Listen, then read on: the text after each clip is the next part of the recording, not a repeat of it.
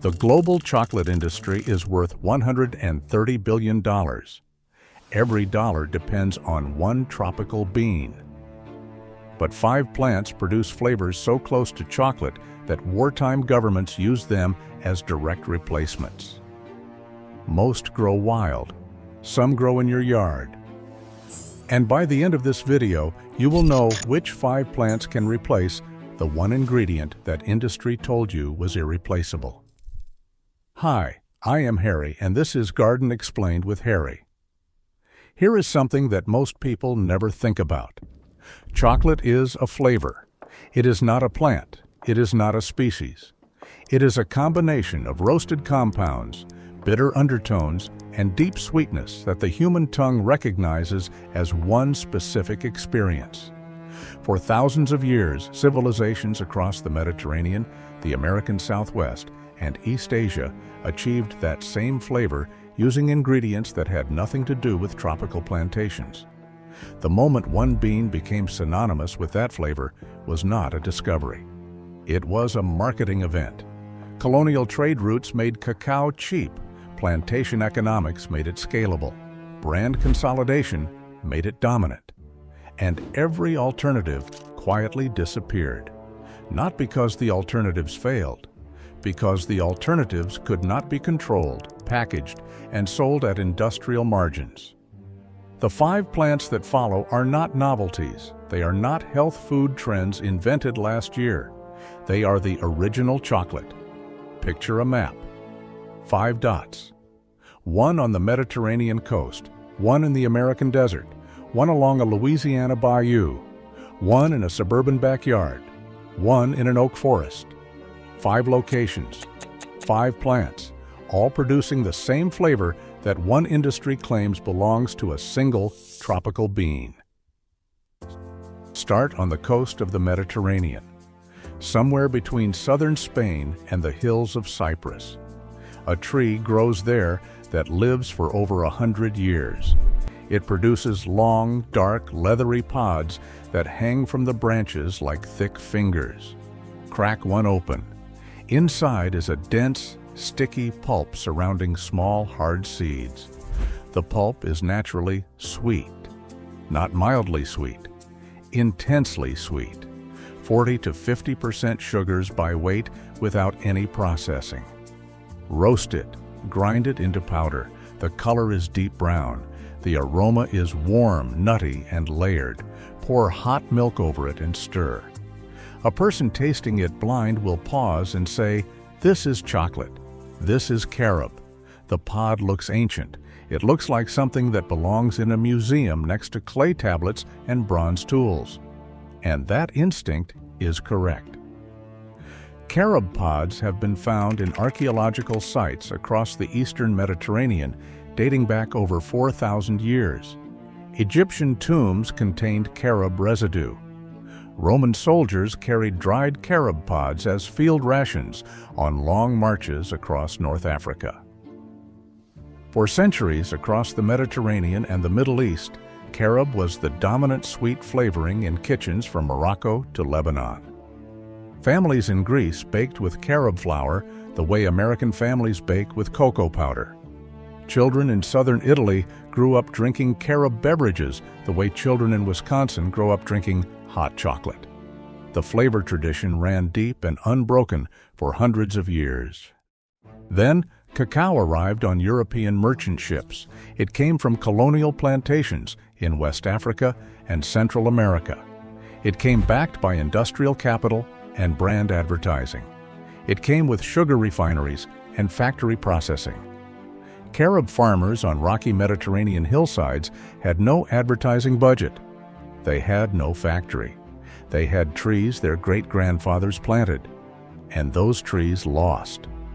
But here is the part the industry would rather you not revisit. During both world wars, when cacao supply chains collapsed and merchant ships could not cross the Atlantic safely, European governments turned back to carob. Rationing boards in Britain and Germany distributed carob powder as a chocolate replacement. It worked. Bakers used it. Families drank it. Children could not tell the difference. Then the wars ended. The cacao ships returned, and carob was quietly shelved again. The economics explain why. A single carob tree produces hundreds of pounds of pods per year. The tree requires no irrigation once established. It grows in poor, rocky soil that other crops reject. It needs no annual replanting, no proprietary seed, no pesticide regime, no cold chain shipping from the tropics. A farmer in Spain with 10 carob trees and a grinder can produce chocolate flavoring indefinitely at zero recurring cost. That is a business model that terrifies a $130 billion industry built on annual supply chains, tropical logistics, and brand dependency. Now, move the map. Leave the Mediterranean, cross the Atlantic, land in the Sonoran Desert of the American Southwest. It is one of the hottest, driest landscapes on the continent, and a tree grows there that should not exist. It survives where rainfall drops below 10 inches a year. Its roots reach down over 150 feet to find water, and every summer it produces clusters of long, twisted pods that taste like caramel and cocoa when you grind them into flour. This tree is Mesquite. Picture the pods. They look like pale, twisted bean pods about the length of a hand. They dry on the branch and rattle in the desert wind. Pick one up and snap it. The inside is fibrous and pale with a sweet smell that hits immediately. It smells like brown sugar and roasted grain. And the people who lived in this desert for over 8,000 years knew exactly what they had. Archaeological evidence from Ventana Cave in Arizona shows mesquite pod processing dating back 80 centuries. The Tohono O'odham, the Pima, the Seri, and dozens of other indigenous nations built entire food systems around this one tree. They ground the pods into flour. They mixed it with water into a sweet drink. They stored the dried pods for months. Mesquite was not a supplement. It was a staple. The flavor science confirms what indigenous communities always knew. When mesquite pods roast, they produce a specific set of compounds through the Maillard reaction. These are the same chemical compounds that form when cacao beans roast. The overlap is not metaphorical. The molecules are nearly identical. Caramel notes, deep cocoa undertones, a slight smokiness that lingers on the palate. A food chemist looking at the compound profile would struggle to separate mesquite flour from low-grade cocoa powder on paper alone. And then the erasure happened. Imagine standing in a mesquite forest in southern Arizona in 1950. The trees are old. Some of them have been producing pods since before the American Revolution. Tohono O'odham families still harvest from them every summer.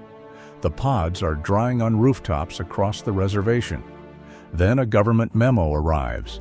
In the mid-20th century, the United States Department of Agriculture classified mesquite as a noxious weed. Federal and state programs funded ranchers to bulldoze mesquite groves and clear land for cattle grazing. Millions of acres of mesquite forest were destroyed. An 8,000-year food system was reclassified as a pest and removed with heavy machinery. Nobody asked the communities who depended on it. Nobody studied the nutritional profile before the bulldozers arrived. Nobody checked whether the pods contained 25 to 30% natural sugars and significant protein. Nobody considered that this tree survived in conditions where irrigated crops would die within a week. The crop that fed civilizations was declared an enemy of progress. Today, mesquite flour is sold in specialty health food stores in Brooklyn and San Francisco. Shoppers in yoga pants pay $12 for a small bag of powder that desert communities once gathered by the ton for free. An ancient staple rebranded as a luxury ingredient. That is the pattern. Erase the knowledge. Destroy the supply. then sell it back at a premium to people who never knew it existed. The next plant is closer to home. You do not need to visit the Mediterranean or the desert to find it. Drive any American highway in July and look at the roadside. Blue flowers on tall, scraggly stems. They grow in ditches along fence lines, in the cracks of abandoned parking lots. Most people pass them at 60 miles per hour and never look twice. This is chicory. Pull the plant. The root beneath the soil is where the value hides. Wash it, slice it, roast it low and slow in an oven until it turns dark brown. Grind it into powder. Brew it with hot water or milk. The flavor is deep, bitter, earthy, and layered with something that lands unmistakably close to dark chocolate. Not identical, but close enough that an entire American city built a culinary tradition around it. In 1861, Union naval blockades sealed off the port of New Orleans. Cacao imports stopped. Coffee imports stopped. The city that ran on both suddenly had neither. Families improvised. They found this wild root growing along the bayous and roasted it as a direct replacement. The flavor worked for coffee and it worked for chocolate. The tradition took hold so deeply that 160 years later, New Orleans cafes still serve chicory blends to tourists who have no idea they are drinking a Civil War survival recipe. The root also contains a natural prebiotic soluble fiber called inulin at concentrations up to 20% of its dry weight. This fiber feeds beneficial bifidobacteria in the gut. However, foraging chicory or dandelion roots directly from roadside ditches or highway medians carries severe chemical hazards, as these plants hyperaccumulate heavy metals from vehicle emissions and toxic chemical runoff from commercial agricultural herbicides. Chicory is a perennial. Cut the root and it regrows. It self-seeds aggressively. It tolerates drought, neglect, and soil so poor that nothing else will grow in it. It thrives in every single state in the continental United States. The plant cannot be monetized at industrial scale because it cannot be controlled. There is no way to patent a weed that grows in highway medians. Now look even closer. Walk outside. Step onto your lawn. That bright yellow flower you have been spraying with herbicide every spring. The one your neighbors complain about. The one the lawn care industry has spent decades teaching you to hate. Pull one. Not the flower. The root. It is a long, thick taproot that can reach 10 inches into the soil. Wash it. Roast it at 350 degrees until it darkens. Grind it fine. The aroma that rises from the powder is unmistakable. Bitter, sweet, warm, brown. Every sensory signal your brain associates with chocolate. This is dandelion. And the idea that it is a weed is one of the most successful marketing campaigns in the history of American lawn care. Europeans eat dandelion greens in salads. Korean families use the root in traditional medicine. Japanese cuisine includes it as a seasonal vegetable. On every continent except modern North America, this plant is food.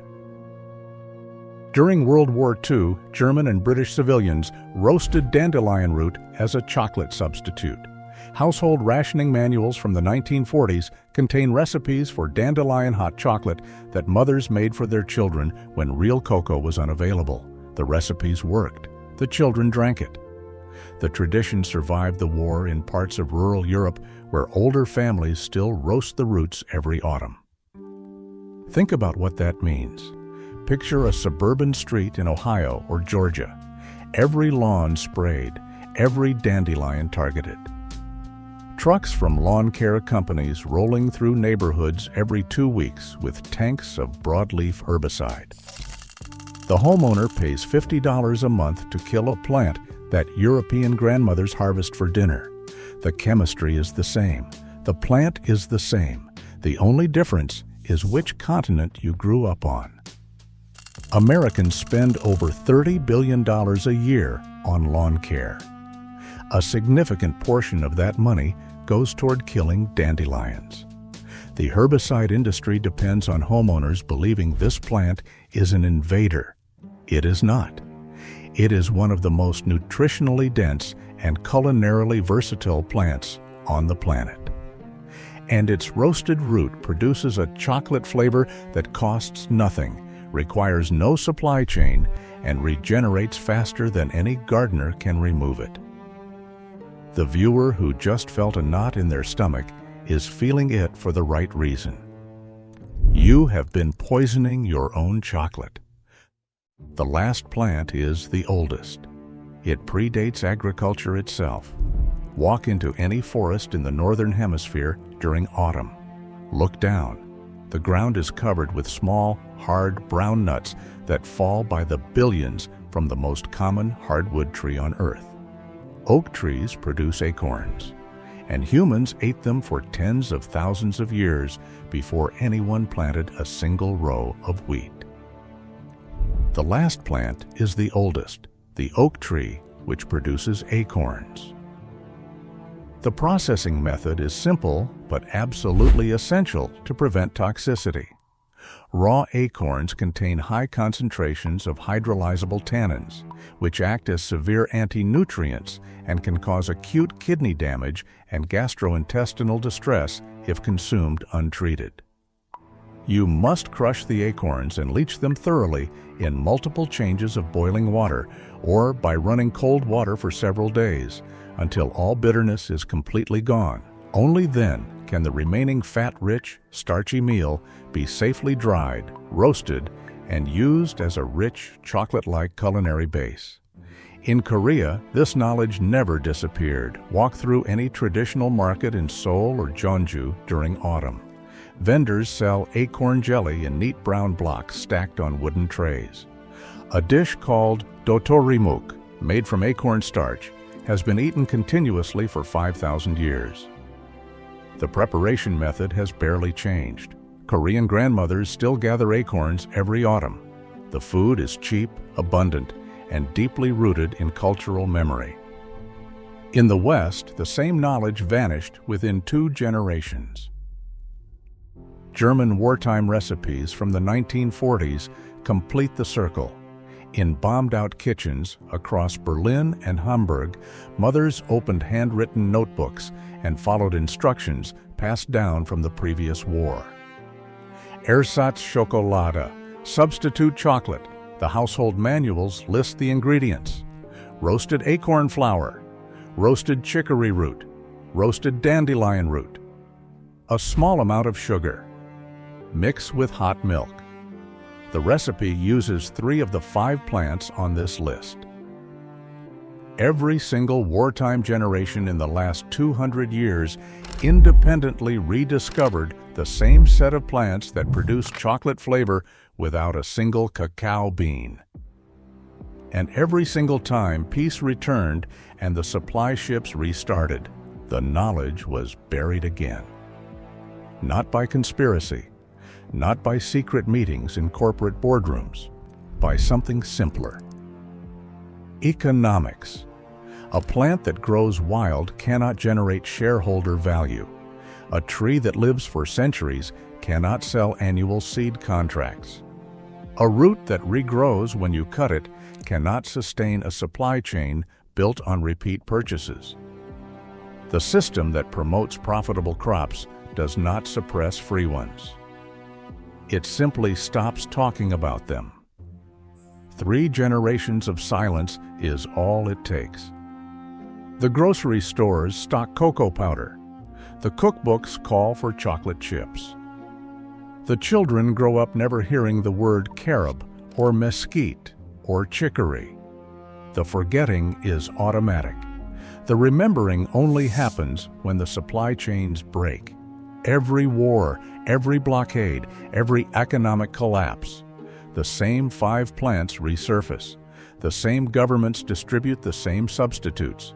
The same families rediscover the same flavors. And then prosperity returns and the forgetting begins again. The price of cacao beans hit an all-time record in 2024. Supply chain disruptions in West Africa sent chocolate manufacturers scrambling. Shoppers in American grocery stores stared at candy bars that cost twice what they paid 3 years ago. Empty shelves in the chocolate aisle. Worried families at Easter wondering why a simple treat suddenly felt like a luxury. The system built on one tropical bean in one vulnerable supply corridor showed exactly how fragile it was. The cacao ships are running today, but the oak trees are still dropping acorns. The dandelions are still pushing through your driveway. The chicory is still blooming blue along the highway. And somewhere on a rocky hillside in Cyprus, a carob tree that was planted before your grandparents were born is still producing pods that taste like chocolate. It does not know about the $130 billion industry. It does not care. It has been making chocolate for 1,000 years, and it will keep making chocolate for 1,000 more.